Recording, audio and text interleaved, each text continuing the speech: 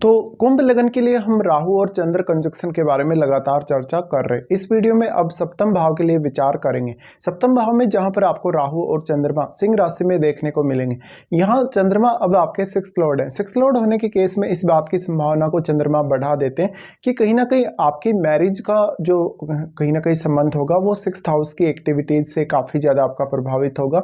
तो जीवन साथी के साथ आपको काफी सारे इश्यूज आ सकते हैं, मेनली आपकी डेली लाइफ या आपके ऑफिस के काम की वजह से हो सकता है आप अपने पार्टनर को उतना अच्छे से समय नहीं दे पा रहे। तो पार्टनर आपसे बहुत ज़्यादा डिमांड रखेगा और आप पार्टनर की रिक्वायरमेंट्स को कभी भी पूरा नहीं कर सकेंगे। दूसरा यहाँ जो सबसे बड़ा फैक्टर निकल के आता है वो आपके इमोशंस का होगा। आप हमेशा दूसरों के ऊपर डिपेंडेंट रहेंगे। आपके लगन में ऑलरेडी केतु स्थित होने से वास्तव में आप सामने वाले पर्सन को अच्छे से पहचान नहीं सकेंगे, वास्तव में उसकी रिक्वायरमेंट्स को नहीं जान सकेंगे और ये आपके लिए बहुत बड़ा इशू होगा। इसलिए पार्टनर हो सकता है आपसे शुरुआत में बहुत ज़्यादा अटैच भी हो, लेकिन वो कुछ ऐसे गलत तरीके से आपको मैनिपुलेटिंग तरीके से दिखाएगा, अपने आप को काफ़ी बढ़ा चढ़ा के, या आपके साथ कुछ ऐसे झूठे वादे करेगा जो बाद में बहुत गलत साबित होंगे। तो यहाँ आपको पब्लिकली डीलिंग करते हुए बहुत ज़्यादा सावधानी रखनी चाहिए। साथ ही साथ यहाँ अब कोई सपोर्टिव प्लैनेट हो, जैसे अगर जुपिटर जैसे ग्रह का अगर यहाँ एस्पेक्ट हो तो वो जरूर आपको कुछ यहाँ हेल्प कर सकते हैं। बाकी यहाँ पे आपके इमोशनल इश्यूज की वजह से हो सकता है कि आप ऐसा कोई अपनी मैरिज को लेकर डिसीजन ले लें जो आपकी मैरिज को ब्रेक कर दे, या इवन सामने वाला जो पार्टनर है वो आपसे परेशान होके या आपसे वो जितना टाइम चाहता है उतना टाइम आपने उनको नहीं दिया हो तो वो आपका साथ छोड़ दे अचानक से। तो यहाँ जो कुछ भी होगा आपके मानसिक स्वास्थ्य पर या आपकी मानसिक हेल्थ पर बहुत ज़्यादा असर होने वाला है, साथ ही साथ आपके एग्रेशन पर, आपकी मानसिक प्रवृत्ति पर भी। इसलिए ये कंजक्शन बहुत ज़्यादा इंपॉर्टेंट हो जाता है। देखिए, हम ये मानते हैं कि किसी भी हाउस का स्वामी अगर किसी दूसरे भाव में जाके बैठता है तो वो अपने उस हाउस की क्वालिटीज को दूसरे हाउस में डिपॉजिट करता है। इसलिए इस बात की संभावना बढ़ जाएगी कि आपका जो जीवन साथी होगा कहीं ना कहीं उसके ऊपर कर्ज हो सकता है, या वो आपकी मैरिड लाइफ को काफी इम्पेक्ट करेगा अपने जो ऑफिस का रूटीन है उसकी वजह से।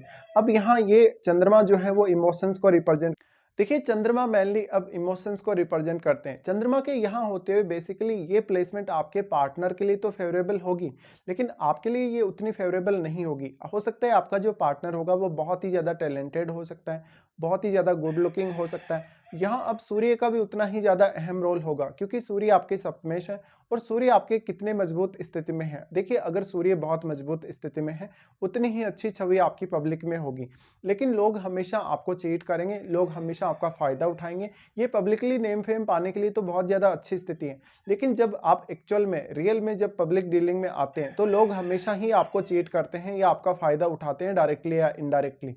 यहाँ पे राहु चंद्र कंजक्शन होते हुए आपकी मैरिड लाइफ में काफ़ी सारे उतार चढ़ाव आएंगे और मेनली आपके पार्टनर की हेल्थ में भी। ये सब आपको बहुत ज़्यादा इम्पेक्ट करेगा, आपके करियर को इम्पेक्ट करेगा, आपकी सोचने समझने की प्रवृत्ति को इम्पेक्ट करेगा और लाइफ के प्रति आपको काफ़ी सारा भय दे। इवन ये कंजक्शन आपकी मेंटलिटी को भी पूर्ण रूप से बदलने वाला होगा। तो यहाँ पर आपकी मानसिक प्रवृत्ति कैसी है, आप अपने आप को इमोशनली कितना ज़्यादा अटैच रखें किसी भी पर्सन से, साथ ही साथ आप इमोशनली कितना ज़्यादा स्ट्रॉन्ग है, ये आपको सोचना चाहिए यहाँ पे। इसके साथ साथ यहाँ कोई भी जो प्लेनेट होगा राहु और चंद्रमा के साथ, वो प्लेनेट यहाँ राहु से काफ़ी ज़्यादा मल्टीप्लाई हुआ रहेगा। इसलिए आपको ये देखना होगा कि वो प्लेनेट किस हाउस का स्वामी, आपके चार्ट में वो प्लेनेट जिस हाउस का भी स्वामी होगा उस हाउस का बहुत बड़ा इन्वॉल्वमेंट हो सकता है। और चंद्रमा आपकी माता जी को रिप्रेजेंट करते हैं। माता जी को रिप्रेजेंट करने की वजह से इस बात की संभावना बहुत अधिक बढ़ जाएगी कि या तो मैरिज होने के बाद आपकी मदर को हेल्थ इश्यूज आने लगेंगे, या कहीं ना कहीं मदर के साथ आपका जो रिश्ता होगा वो उतना अच्छा नहीं रह सकेगा। चंद्रमा यहाँ सिक्स्थ लॉर्ड है। सिक्स्थ लॉर्ड होने के केस में ऐसा हो सकता है कि मैरिज के बाद आपका जो पार्टनर होगा वो आपको बहुत ज़्यादा डिस्प्यूट में या ऐसी चीज़ों में फंसा सकता है, जहाँ पर आपको काफ़ी ज़्यादा इश्यूज का सामना करना पड़ेगा, हेल्थ वाइज भी और अन्य मैटर्स में भी। तो यहाँ आपकी लाइफ में स्टेबिलिटी आने के बजाय आपकी लाइफ में काफ़ी ज़्यादा उतार चढ़ाव आ सकते हैं। ज़्यादातर केस में ये आपके लिए फेवरेबल नहीं होंगे। यहाँ पर एक समय बाद आपको डिवोर्स जैसी कंडीशंस भी देखने को मिल जाती हैं कभी कभी। लेकिन देखिए, चंद्रमा यहाँ है, चंद्रमा यहाँ होने से इमोशनली आप दूसरों के साथ बहुत जल्दी अटैच हो जाते हैं, पर बाद में सामने वाला बहुत जल्दी आपसे डिटैच हो जाएगा या आपका फायदा उठा के आपका साथ छोड़ देगा। लेकिन फिर भी आपको यहाँ राहु बहुत ज़्यादा अटैच कर देते हैं सामने वाले पर्सन से।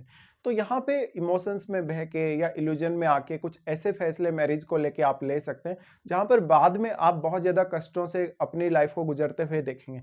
तो यहाँ अब किसी ना किसी का सपोर्ट आपको अवश्य चाहिए होगा। अगर यहाँ मान लीजिए सूर्य बहुत अच्छी स्थिति में आपके चार्ट में होते हैं तो पब्लिकली बहुत ज़्यादा अच्छा नेम फेम हो सकता है आपको। साथ ही साथ आपके अंदर बहुत सारी क्वालिटीज़ भी हो सकती हैं, बहुत सारे अदर स्किल्स भी आपके अंदर हो सकते हैं और यहाँ चंद्रमा आपको इमेजिनेशन बहुत अच्छी दे सकते हैं। बट ये इमेजिनेशन आपकी उतनी अच्छी काम नहीं आ सकेगी क्योंकि मेनली ये सप्तम भाव है। सप्तम भाव होते हुए आप पब्लिक से किसी भी तरीके से अगर डील करते हैं तो पब्लिक के साथ आपका जो व्यवहार होगा काफ़ी ज़्यादा फ्रेंडली होगा और फ्रेंडली होने से कहीं ना कहीं आप सामने वाले की बातों में बहुत जल्दी आ जाएंगे। अगर हम इस कंजक्शन को दृष्टियों के हिसाब से विचार करें तो राहु यहाँ आपके 11th हाउस पे सबसे पहले दृष्टि डालेंगे। ऐसा राहु आपके लिए अर्निंग्स के मामले में बहुत ज़्यादा सपोर्टिव रहेगा, आपकी लाइफ में बहुत सारे इनकम सोर्सेज को लेकर आएगा। हालांकि इनकम सोर्सेज आपके लिए उतने ज़्यादा इंपॉर्टेंट नहीं रहेंगे जितना ज़्यादा आपका पार्टनर रहेगा या आपका रिश्ता रहेगा पार्टनर के साथ। लेकिन फिर भी आपकी लाइफ को अगर आपको स्टेबल करना हो तो आपको खुद ही प्रयास ज़्यादा से ज़्यादा आप करने होंगे। साथ ही साथ आपको यहाँ सप्तमेश को भी देखना होगा और आपके लग्नेश को भी। लग्नेश अगर मजबूत स्थिति में है आपके चार्ट में तो आप काफ़ी मेहनती होंगे और अपनी मेहनत के बल पे ही फिर आपको डिपेंडेंट रहना चाहिए। राहु का दृष्टि जो 11th हाउस पे पड़ रहा है, यहाँ 7वें और तीसरे दोनों ही भावों को राहु कनेक्ट कर, यहाँ पे देखिए राहु लगन और सप्तम को 11वें भाव से कनेक्ट कर रहे हैं, इसलिए ये पब्लिकली नेम फेम बढ़ाने के लिए बहुत अच्छा प्लेसमेंट माना जा सकता है। बट ये आपके लिए बहुत ज़्यादा रिस्क भरा होगा क्योंकि जैसा सोच के आप सामने वाले के साथ डील करेंगे या जैसा सोच के आप किसी के साथ मैरिज करेंगे वैसा वास्तव में आपकी लाइफ में होगा। तो यहाँ पर अब आप बच कैसे सकते हैं? देखिए, आप इमोशनली अपने आप को कितना ज़्यादा स्ट्रॉन्ग कर सकते हैं, यहाँ पे इमोशनली खुद को कितना ज़्यादा बैलेंस में ला सकते हैं, उतनी ही ज़्यादा आपके बचने की संभावनाएं यहाँ बढ़ जाएंगी। लेकिन फिर भी पब्लिकली किसी के साथ भी आपकी फ्रेंडशिप होती है, किसी के साथ भी आप रिलेशनशिप में आते हैं या इवन मैरिज करते हैं, उन मामलों में आपको बहुत ही ज़्यादा सोच समझ कर आगे बढ़ने की ज़रूरत पड़ेगी। यहाँ पे आप किसी से भी कुछ भी एक्सपेक्ट नहीं कर सकते। आप जितना ज़्यादा एक्सपेक्ट करेंगे उतना ही ज़्यादा आपको नुकसान होता जाएगा और ये नुकसान आपको आगे चलकर और भी ज़्यादा बड़ा होगा उम्र बढ़ने के साथ साथ। भले ही आपका नेटवर्क कितना भी बड़ा हो, भले ही आप कितने भी एग्रेसिव हैं, कितने भी आप चंचल हैं या कितना भी ज़्यादा आपका टैलेंट है, लेकिन वास्तव में आप खुद को यहाँ पहचान नहीं सकेंगे क्योंकि ऑलरेडी आपके लगन में केतु स्थित हैं। अब उसके बाद यहाँ राहु और चंद्रमा दोनों ही आपके लगन पर प्रभाव डाल रहे हैं। अब यहाँ राहु के साथ बैठे हुए प्लेनेट का इंपॉर्टेंट रोल हो जाता है क्योंकि राहु ने उस ग्रह को काफ़ी मल्टीप्लाई किया है। तो राहु के साथ जो बैठा हुआ ग्रह है उससे रिलेटेड सबसे पहले तो आप भावों को देखिए, आपके चार्ट में वो ग्रह कौन कौन से भावों को रिप्रेजेंट कर रहा है। उन भावों का बहुत इंपॉर्टेंट रोल होगा आपके सप्तम भाव से जुड़े कार्यों में या उन भावों से जुड़े हुए रिश्तों में भी आप काफ़ी ज़्यादा इमोशनल नजर आएंगे। साथ ही साथ आपकी एक्सपेक्टेशन और आपका लगाव उन भावों से बहुत ज़्यादा रहेगा, स्पेशली उन भावों से जुड़े हुए रिश्तों के साथ आपकी अटैचमेंट बहुत ज़्यादा स्ट्रांग होगी, भले ही उन रिश्तों से आपको सपोर्ट मिल रहा है या नहीं मिल रहा। यहाँ पे अब राहु के साथ बैठा हुआ ग्रह केतु को और केतु के साथ बैठे हुए ग्रह को काफ़ी ज़्यादा स्ट्रांगली प्रभावित कर पाएगा।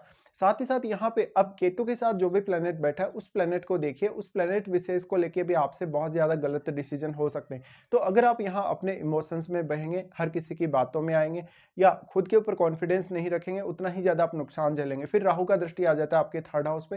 थर्ड हाउस पे राहु का दृष्टि आएगा तो ये आपके जीवन में काफ़ी ज़्यादा ट्रेवलिंग को लाएगा।